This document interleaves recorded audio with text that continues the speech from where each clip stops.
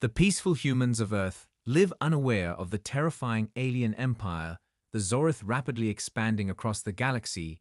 They are cold and calculating, known for destroying entire civilizations.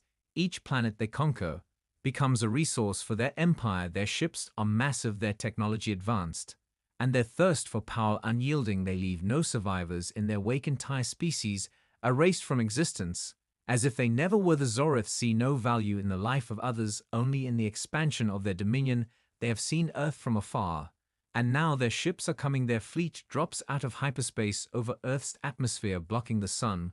With their immense size, the world's leaders scramble to respond, unaware of the true scale of the threat they face. Earth's most advanced military satellites suddenly go dark. Entire communication systems are jammed. No one can understand what is happening. All across the globe, massive streaks of light appear in the sky as the Zorith begin their attack.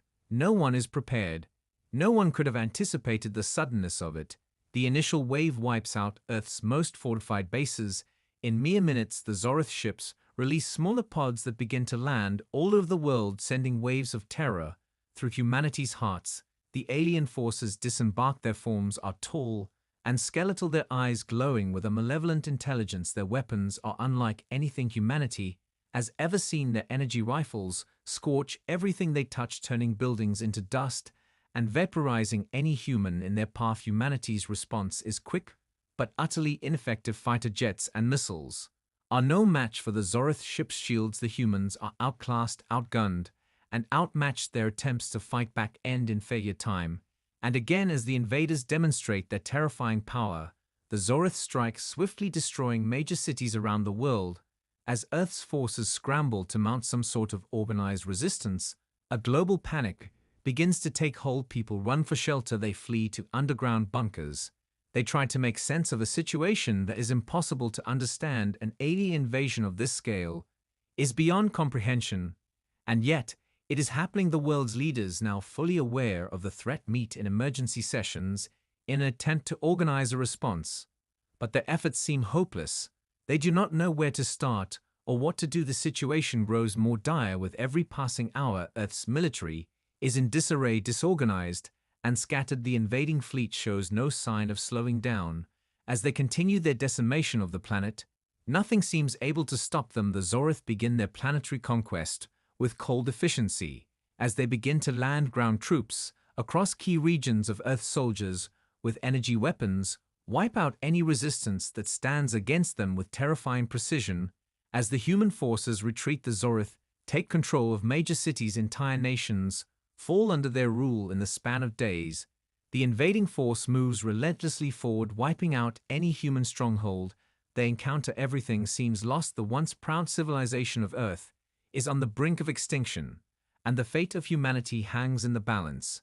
Every passing moment brings them closer to the brink of annihilation, but Earth's story has not yet reached its end. The humans still have one final weapon left to wield: their spirit and their will to survive. In the chaos that followed the initial invasion, humanity had lost its sense of direction.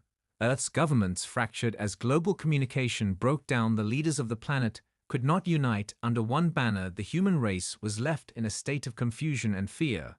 But in the midst of all the destruction and terror, one voice rose above the rest. Captain Nathan Cross, a young officer in the Earth Defense Force, had seen the devastation firsthand as his unit was wiped out in the early days of the invasion. Cross had survived by sheer luck and was now one of the few remaining military leaders left standing. He watched as cities burned, and as the skies filled with alien ships, he could see the hopelessness in the eyes of his fellow survivors.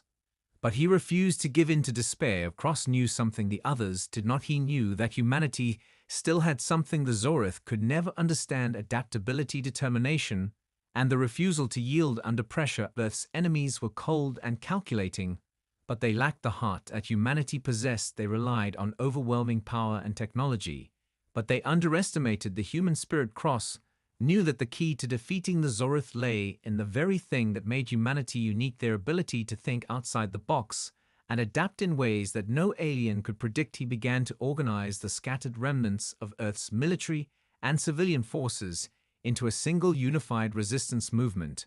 His first priority was to gather a group of skilled fighters and strategists from all walks of life: soldiers, doctors, engineers, scientists, and ordinary civilians, all came together under his command. Their mission was simple: fight back at any cost. Cross believed that if humanity could hold on long enough and learn to use their environment in creative ways, they could outsmart their invaders. It was a gamble, but it was all they had left. Cross's first plan was to strike the Zorith where they least expected it, to be a thorn in their side that would disrupt their coordination and morale. He knew that the Zorith had underestimated humanity's ability to adapt, and that was their weakness. While the alien forces controlled the skies and the larger cities, they did not anticipate that the human resistance would use the small towns, forests, and mountains to their advantage. They could not predict the guerrilla tactics humanity would employ in the wilderness and among the urban ruins. Cross rallied a small group of elite soldiers and civilians to carry out the first counteroffensive. It was a risky move, but the stakes were too high to sit idly by. They would strike fast and hard, targeting Zorith supply lines and weak points in their communication systems. If humanity could cause enough disruption, even in the face of overwhelming odds, perhaps they could gain a foothold in the fight for survival. The first mission was a success, and while it was only a small victory, it sent a clear message to the Zorith. They were not invincible. The human spirit was not so easily crushed. The resistance began to grow in strength as more and more survivors joined the cause. People who had once been terrified now found themselves emboldened by the efforts of Cross and his team. They saw that it was possible to fight back, and that the Zorith were not as all-powerful as they had believed. The spark of hope began to ignite across the world, and with it the realization that humanity might just have a chance to survive and to make the invaders regret ever underestimating them. The Zorith had no idea what was coming their way. They believed the humans would crumble beneath the weight of their invasion, that the sheer scale of their assault would break Earth's will before any real resistance could form. But the Zorith had underestimated the power of desperation and survival instinct. They had expected humanity to cower in fear. Instead, they began to see the first flickers of organized defiance. The Zorith didn't see the resistance forming slowly and steadily in the shadows across the world. Captain Cross knew that humanity's key to survival lay in their unpredictability, their ability to adapt on the fly, to change tactics and environments when the need arose. He had witnessed it firsthand. When the military's standard procedures failed, civilians took up arms, using their knowledge of local landscapes and their ability to improvise in situations that would have stumped any highly trained invader. The Zorith ships had overwhelming firepower, but they lacked the flexibility that human fighters possessed. They assumed that brute strength would be enough to crush Earth, and they did not realize that the humans would find new ways to strike back again and again. Cross knew they had to keep the Zorith off balance, force them to react instead of acting with their usual cold precision. He also knew that their primary weakness was their reliance on energy grids and centralized systems. If humanity could disrupt the Zorith's communications and supply chains even for a short time, they could gain a small but crucial advantage. The Resistance's first major strike came in the form of a coordinated sabotage attack on a key Zorith energy relay station deep in the mountains of Europe. The operation was planned meticulously, with humans using old abandoned military bunkers and underground tunnels to infiltrate enemy territory without being detected. It was a risk, but one that paid off when a team of resistance fighters, led by Cross himself, succeeded in planting explosives on the relay system. The resulting explosion sent shockwaves through the Zorith forces, disrupting their communications and energy networks for hours. It wasn't a victory in the traditional sense, but it was a blow to their confidence. It showed the Zorith that their enemies were not going to go down without a fight. They were being forced to adapt in ways they were not prepared for. Cross's success was broadcast across resistance networks, and the message was clear: the humans were ready to fight back. The attack also had another unintended effect. The Zorith began to lose their composure. They had always relied on their advanced technology and overwhelming numbers to achieve their objectives, but now they were forced to defend against an enemy who refused to follow the rules of conventional warfare. As the resistance grew more confident in their tactics, humanity's morale began to rise with it. People across the world started to believe again that they could win back their planet. The Zorith responded by sending in more troops and resources to Earth. But it was clear they were not as certain of their victory as they had been in the beginning. The first signs of doubt crept into their minds. They had assumed Earth would be a quick conquest. Instead, they were finding themselves engaged in a drawn-out battle with an enemy that refused to break under pressure. The tide was beginning to turn ever so slightly, and Captain Cross knew this was just the beginning. Their enemies might have the upper hand in terms of technology and firepower, but humanity's strength lay in their unwillingness to give up no matter the cost. Captain Cross stood in the makeshift command center surrounded by a map of the world dotted with red and green markers. As his team discussed the next steps, the sabotage of the Zorith's relay station had been a success, but they knew it would only be a matter of time before the aliens adapted to their tactics. They couldn't rely on simple guerrilla warfare forever. They had to strike at the heart of the Zorith's operations and take the fight to them. The humans had shown their ability to disrupt supply lines and cripple communication networks. But now Cross realized it was time to go on the offensive. They needed to hit the Zorith where they least expected it. He began formulating a new plan, one that would target the very core of the Zorith's military leadership. He knew that if they could take down key commanders and disrupt their chain of command, they could cause confusion and hesitation among the invaders. The first step in the plan was to locate the Zorith's command ship, the heart of their invasion fleet. It was a massive vessel hovering in the upper atmosphere of Earth, a technological marvel that seemed nearly indestructible to conventional weapons. Humanity's best scientists had spent countless hours analyzing the Zorith's ships and had discovered a small but critical weakness in their defensive systems. Cross knew that if they could exploit this flaw, it could allow them to penetrate the ship's defenses and launch a direct attack on the command center. The operation was risky, but the potential rewards were too great. Vignor Cross enlisted the help of Der Elena Pierce, a brilliant scientist who had been studying Zorith technology since the invasion began. Together, they'd worked tirelessly on a plan to infiltrate the command ship and neutralize the Zorith leadership. Cross selected a small team of soldiers and engineers who would accompany him on the mission. They trained for weeks in secrecy, preparing for the moment when they would board the alien vessel and strike at its heart. The time came sooner than expected. The Resistance had gathered enough resources to launch a strike on the Zorith's command ship. It was now or never as Cross and his team ascended into the sky aboard a stolen Zorith transport ship. The tension was palpable. The operation was fraught with danger, and they all knew that failure meant certain death.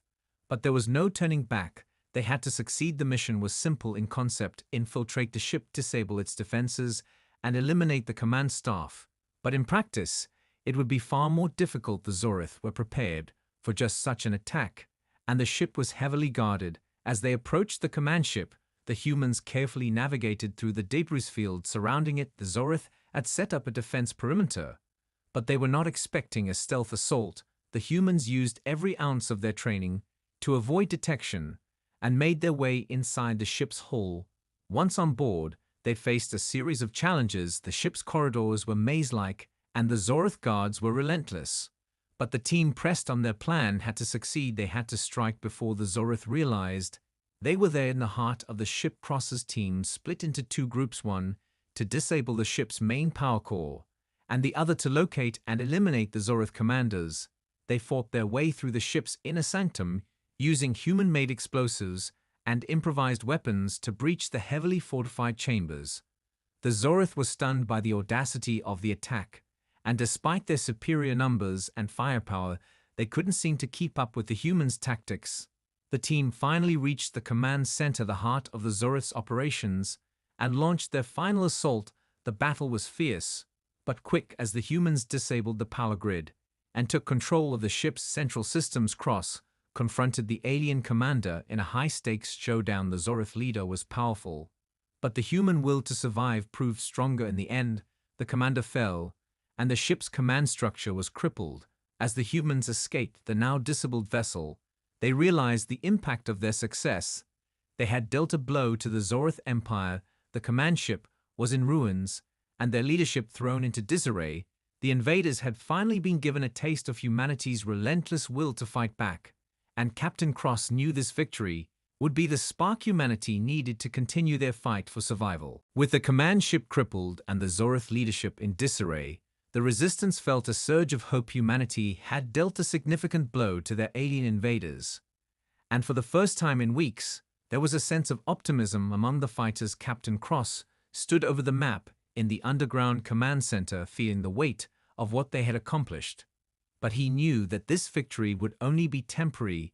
The Zorith were relentless, and they would regroup quickly. Cross needed to keep the momentum going. If they were to turn the tide for good, the world had changed in ways no one could have predicted. The Zorith's once unshakable confidence was now shaken.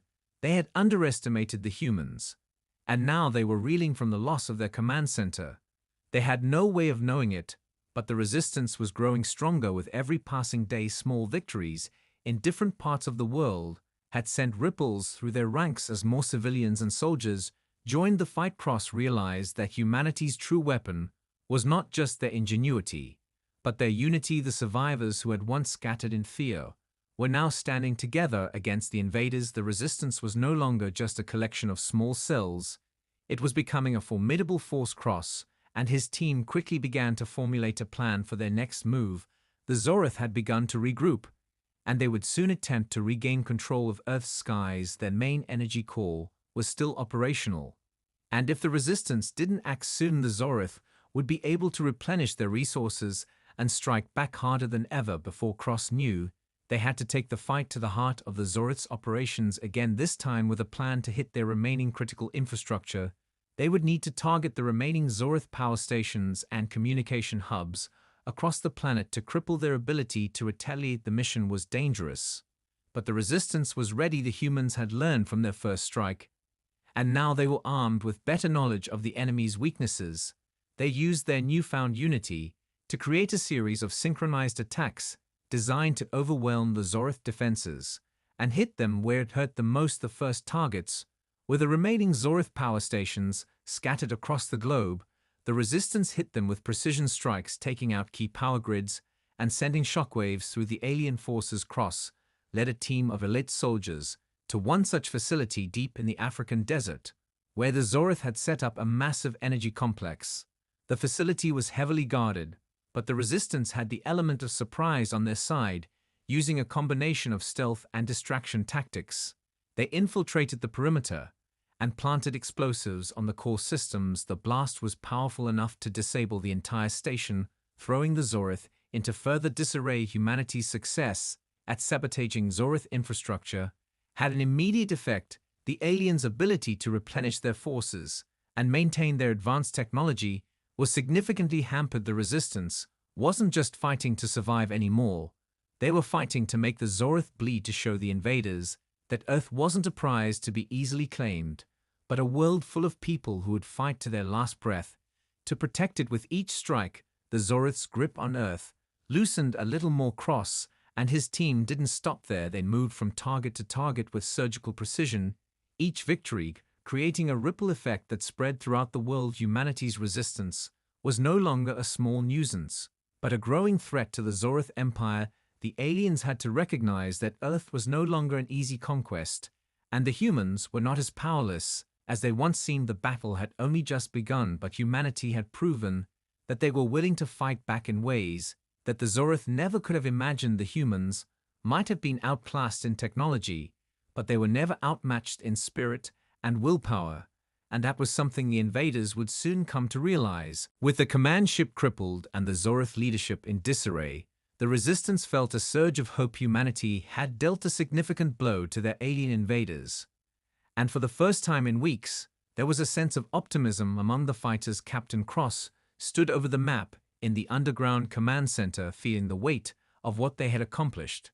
But he knew that this victory would only be temporary. The Zorith were relentless, and they would regroup quickly. Cross needed to keep the momentum going. If they were to turn the tide for good, the world had changed in ways no one could have predicted. The Zorith's once unshakable confidence was now shaken. They had underestimated the humans, and now they were reeling from the loss of their command center. They had no way of knowing it, but the Resistance was growing stronger with every passing day. Small victories in different parts of the world had sent ripples through their ranks as more civilians and soldiers joined the fight. Cross realized that humanity's true weapon was not just their ingenuity, but their unity. The survivors who had once scattered in fear were now standing together against the invaders. The resistance was no longer just a collection of small cells, it was becoming a formidable force. Cross and his team quickly began to formulate a plan for their next move. The Zorith had begun to regroup, and they would soon attempt to regain control of Earth's skies. Their main energy core was still operational, and if the resistance didn't act soon, the Zorith would be able to replenish their resources and strike back harder than ever before. Cross knew they had to take the fight to the heart of the Zorith's operations again, this time with a plan to hit their remaining critical infrastructure. They would need to target the remaining Zorith power stations and communication hubs across the planet to cripple their ability to retaliate. The mission was dangerous, but the resistance was ready. The humans had learned from their first strike, and now they were armed with better knowledge of the enemy's weaknesses. They used their newfound unity to create a series of synchronized attacks designed to overwhelm the Zorith defenses and hit them where it hurt the most. The first targets were the remaining Zorith power stations scattered across the globe. The resistance hit them with precision strikes, taking out key power grids and sending shockwaves through the alien forces. Cross led a team of elite soldiers to one such facility deep in the African desert, where the Zorith had set up a massive energy complex. The facility was heavily guarded, but the resistance had the element of surprise on their side. Using a combination of stealth and distraction tactics, they infiltrated the perimeter and planted explosives on the core systems. The blast was powerful enough to disable the entire station, throwing the Zorith into further disarray. Humanity's success at sabotaging Zorith infrastructure had an immediate effect. The aliens' ability to replenish their forces and maintain their advanced technology was significantly hampered. The resistance wasn't just fighting to survive anymore, they were fighting to make the Zorith bleed, to show the invaders that Earth wasn't a prize to be easily claimed, but a world full of people who would fight to their last breath to protect it. With each strike, the Zorith's grip on Earth loosened a little more. Cross and his team didn't stop there. They moved from target to target with surgical precision, each victory creating a ripple effect that spread throughout the world. Humanity's resistance was no longer a small nuisance, but a growing threat to the Zorith Empire. The aliens had to recognize that Earth was no longer an easy conquest, and the humans were not as powerless as they once seemed. The battle had only just begun, but humanity had proven that they were willing to fight back in ways that the Zorith never could have imagined. The humans might have been outclassed in technology, but they were never outmatched in spirit and willpower, and that was something the invaders would soon come to realize. The Zorith could no longer ignore the growing strength of humanity's resistance. Their once invincible empire now staggered under the relentless strikes from Earth's defenders. Across the world, humanity's warriors were proving that they could disrupt the Zorith's most vital systems. With each successful sabotage mission, the aliens were forced to expend more and more resources just to hold their position on Earth. And as the resistance continued to grow in strength, it became increasingly clear to the invaders that they could not simply crush the humans into submission. Captain Cross and his team knew that they had to maintain the momentum or risk giving the Zorith time to adapt and reorganize. They couldn't allow that to happen now that humanity had shown its capability for coordinated resistance. Cross decided to take the next step in their offensive. They needed to hit a target that would not only disrupt the Zorith's operations, but send a message that humanity was capable of taking the fight to the heart of their empire itself. He set his sights on New York City, the last major stronghold on Earth, where the Zorith had established a massive command center to oversee their occupation of the planet. If they could strike New York and cripple the Zorith's leadership there, it would mark the beginning of the end for their invasion. The city was heavily fortified and surrounded by alien defenses, but humanity's ability to adapt and improvise had given them the edge. Cross and his team spent weeks planning the operation, taking into account every possible scenario. They knew that if they failed, the consequences would be catastrophic. But Cross had faith in his people. The plan was set, and the assault began under the cover of night. The resistance fighters infiltrated the city using underground tunnels and hidden paths that only humans knew about. The Zorith guards were caught off guard by the sheer audacity of the attack. As the resistance fighters moved through the city, they struck swiftly, and without hesitation using guerrilla tactics to neutralize Zorith patrols and clear the way for the final assault. The element of surprise was on their side, but they had to act fast because the Zorith were already scrambling to mount a defense. As they neared the heart of New York City, the resistance encountered their first major challenge, a Zorith energy shield that protected the command center. It was a nearly impenetrable barrier capable of withstanding direct hits from even the most advanced human weaponry. But Cross had anticipated this and had a solution ready. A small group of scientists and engineers had worked tirelessly to create a device capable of disrupting the shield's energy field with pinpoint precision. If they could get close enough to the shield, they would be able to disable it and give the fighters a chance to breach the command center. The team pressed forward, facing constant resistance from the Zorith as they fought their way toward the shield, but their determination was unshakable. The closer they got, the more desperate the Zorith became. They could feel the tide turning against them, and their forces were losing control of the situation. The humans were no longer fighting in fear, they were fighting with purpose. Cross and his team reached the shield generator. Just as reinforcements arrived, the last phase of the plan was about to unfold. With only moments to spare, they activated the device, and a powerful pulse shot out, disabling the shield just long enough for the resistance fighters to breach the command center. The Zorith tried to retaliate, but it was too late. The humans had already infiltrated the heart of the alien operation, and their leadership was in chaos inside the command center. Cross confronted a high-ranking Zorith commander. The alien's cold eyes burned with fury as it realized that the humans had succeeded in their mission. But the fight was not over. The commander was powerful and desperate, but Cross's will to protect Earth was stronger. In a final battle, the alien fell, and the Zorith's control over New York City was shattered. The humans had dealt another devastating blow to the invaders, and as the city began to recover from the battle, it became clear to the Zorith that Earth was no longer a place they could dominate. The resistance had made their presence known, and now they had proven that they could strike at the very heart of the alien empire. The Zorith might have superior technology, but humanity had proven once again that it was the heart and soul of Earth that would carry them to victory. The Zorith were reeling from the loss of New York City. Their grip on Earth was slipping faster than they had ever anticipated. The fall of their command center in the heart of one of the world's most important cities sent shockwaves through their entire fleet. It was the first time in the invasion that the Zorith felt genuine fear. They had always been the predators of the galaxy, always the conquerors, but now they were facing an enemy that refused to stay down. Humanity had shown them something they had never encountered before: the will to fight for survival at all costs. Captain Cross knew that their victory in New York had been a turning point, but it was only one battle in a larger war. The Zorith would regroup, they would retaliate, and they would not rest until they had crushed Earth into oblivion. The next phase of the war would require the resistance to stay ahead of the enemy and keep striking before the Zorith could organize their counterattacks. Cross met with his team in a secure underground base somewhere in the mountains to discuss their next move. Their forces had been stretched thin after the attack on New York, but the morale boost from the victory had rallied more civilians to the cause. People from all walks of life were coming together. As the human resistance grew stronger, the once scattered groups of fighters now had a unified purpose and a clear objective.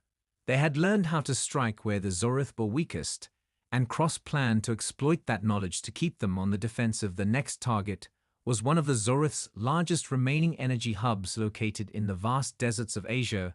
It was the last source of power capable of sustaining the alien fleet's operations on Earth.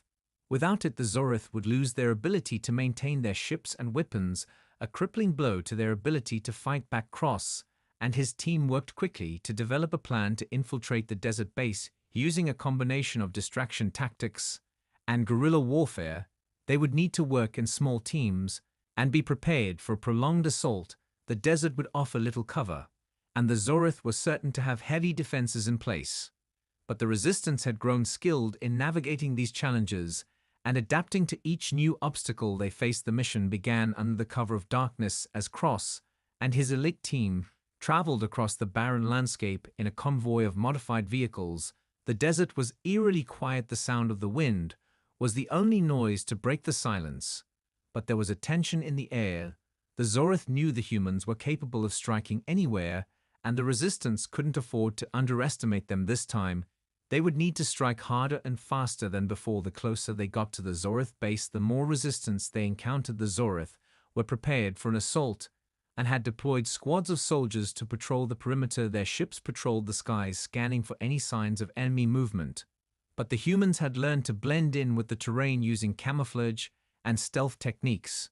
To avoid detection as they neared the energy hub, Cross's team split into smaller units to launch simultaneous strikes on key points of the base. Some of the resistance fighters took out communication towers, while others focused on sabotaging the energy grid. The primary goal was simple: disable the Zorith's ability to sustain their fleet. But the danger was greater than ever before. The Zorith had grown ruthless, and they were willing to fight to the last to protect their last remaining foothold on Earth. The battle that unfolded was brutal. The resistance fighters fought fiercely, using every weapon at their disposal, from homemade explosives to high-tech energy rifles. But the Zorith were relentless. Their forces counterattacked with precision and deadly force. Cross and his team pushed forward.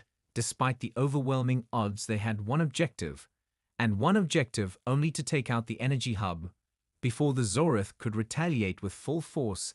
In the heart of the base, Cross and his team planted the explosives and set the timer. They had moments to escape. The countdown began, and the resistance fighters made their way back to their vehicles as the base erupted in a massive explosion.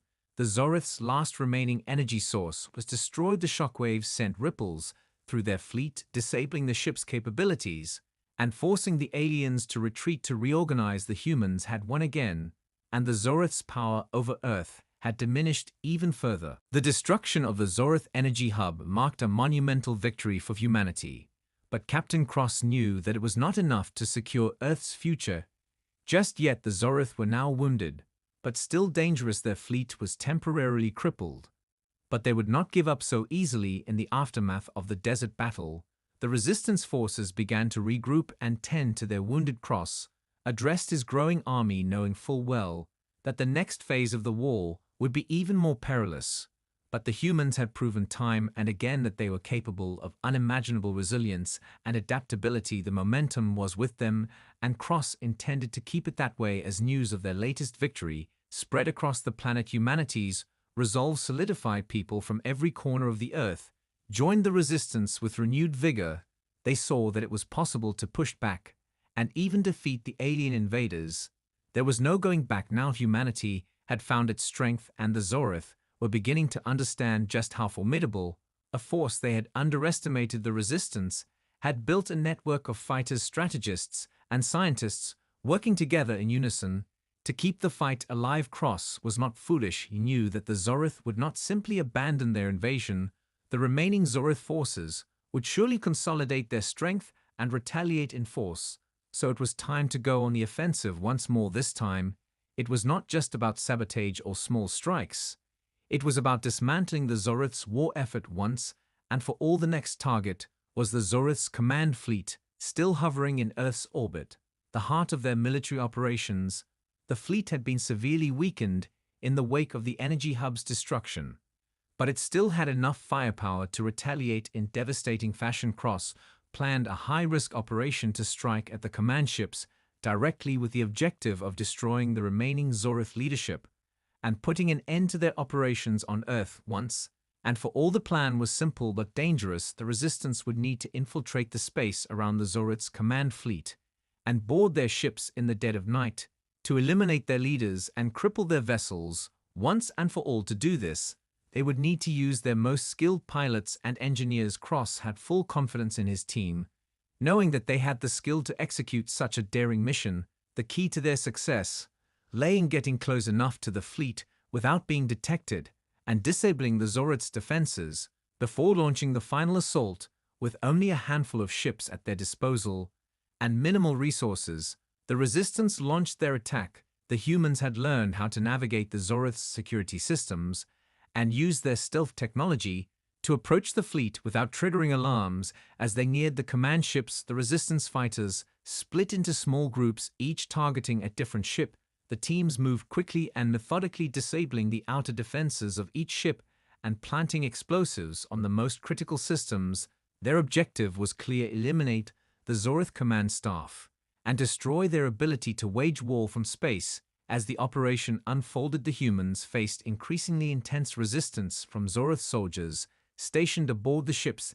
The aliens were quick to react, but they were unprepared for the tactics employed by the humans, who fought with a fierce and unyielding determination. They adapted to the chaos with ease, sabotaging weapon systems and disabling shields with precision. Their fight took them deep into the heart of the command ships, where they confronted Zorith commanders in fierce close quarters combat. The battles were brutal, and the Zorith commanders were strong, but the humans were driven by their will to protect Earth, to end this war once and for all. In the heart of the largest Zorith command ship, Cross faced off against the alien general. The battle was fierce, and the stakes couldn't have been higher. The general was a towering figure with advanced armor and weaponry, but Cross knew this was the moment that could decide humanity's future. He fought with everything he had, using his knowledge of the Zorith's tactics against them. In a final burst of strength and strategy, the general fell, and with him the Zorith's grip on their command fleet began to crumble. The resistance fighters planted their final explosives and made their way to the evacuation ships just in time. As the fleet erupted in a series of violent explosions, the command ships were no more, and the Zorith's last hopes of controlling Earth were shattered. The humans had struck the final blow, and for the first time since the invasion began, the Zorith were no longer in control of the planet. Humanity had won, but Cross knew that their victory was hard-earned, and the war was far from over. With the destruction of the Zorith command fleet, Earth was finally free from their immediate threat. But Captain Cross knew better than to believe the war was over. The Zorith were an ancient and formidable species, and though they had suffered significant losses, they would not simply vanish into the void. They would regroup and replan, and humanity would have to stay vigilant in the aftermath of the battle. The resistance worked tirelessly to stabilize the planet. The cities that had once been under alien occupation slowly began to rebuild. Humanity's greatest strength was not its technology or its military might, but its ability to endure and adapt. The world had changed irrevocably, but the people of Earth now knew that they had the power to reclaim their home. The next few weeks were critical for both the resistance and the planet's survival. The Zorith had been driven back, but there were still pockets of their forces scattered across the globe, hidden in the mountains, deep in the oceans, and even underground. They had no intention of giving up completely, but Earth's survivors weren't about to let them win. Humanity's next priority was to hunt down every last remnant of the Zorith occupation, to ensure the invaders couldn't regroup and attempt another assault. Cross and his team led a series of coordinated operations across the planet, each one aimed at destroying the remaining Zorith strongholds, while also safeguarding the planet's resources and infrastructure. Every mission was dangerous, as the Zorith were determined to fight to the bitter end, but the resistance was relentless, and with every successful strike the humans knew that the invaders' power was dwindling. The Earth, that once seemed on the brink of collapse, now felt like a planet ready to reclaim its future. Humanity's unity and resilience had been forged in fire, and now it was unstoppable.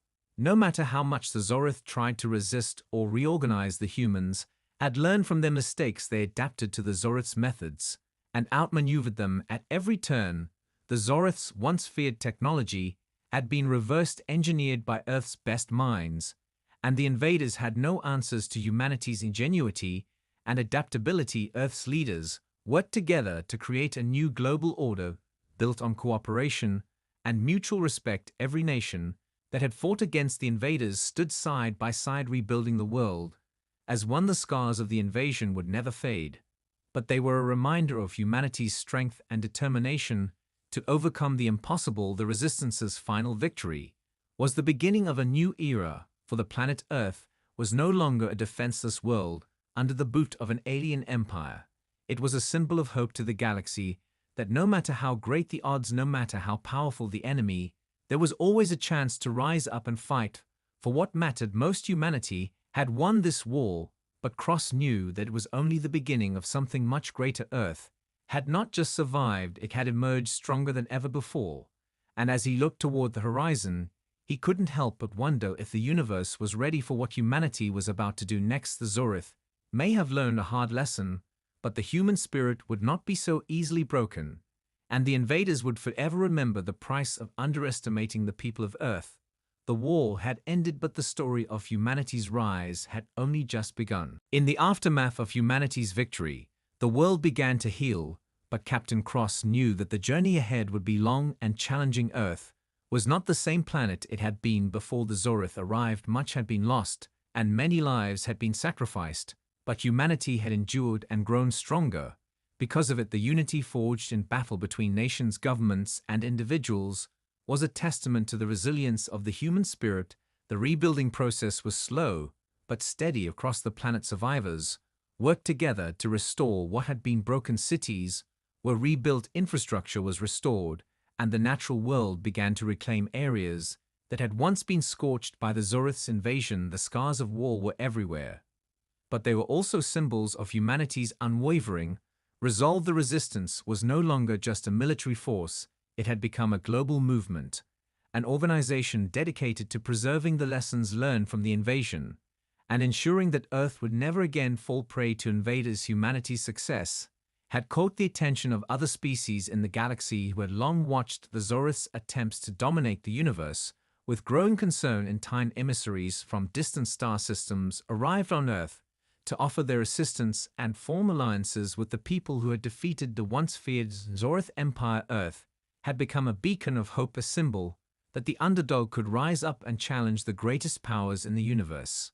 It was a new dawn for humanity, but the weight of the future hung heavy on Cross's shoulders. He had led his people to victory, but he knew that this was not the end of their struggles. The galaxy was vast and full of unknowns.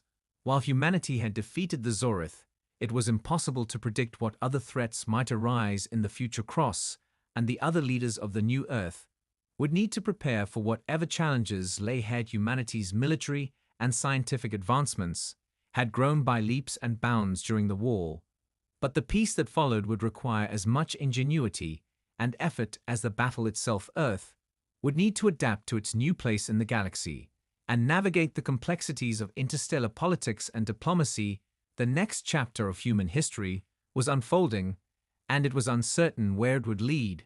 But there was one thing Cross knew for sure: humanity would face the future as it had faced the invasion, with courage, unity, and unbreakable will. The day would come when Earth would send emissaries to other worlds to tell them the story of how humanity rose from the ashes to defeat an alien empire. The Zorith may have thought they could conquer Earth with ease, but they were wrong. The true strength of humanity was not in its weapons or technology, but in its hearts and minds. Together, humanity had fought for their survival, and won. Together they had proved that no matter the odds, no matter the enemy, Earth was a force to be reckoned with. And that message would resonate throughout the galaxy for generations to come. As Cross stood on the balcony of the rebuilt command center, looking out over a world that had once been under siege, he could only imagine what the future held, but he was certain of one thing: humanity was ready for whatever came next. The war was over, but the adventure of humanity's place in the stars had just begun. The resistance had evolved into something more than just fighters. They had become the protectors of Earth, the guardians of the human spirit, and now their mission was clear: to ensure that Earth would continue to thrive and remain free from those who would seek to destroy it. The galaxy would learn soon enough that humanity had not only survived, it had become a force for peace and justice that could never be extinguished.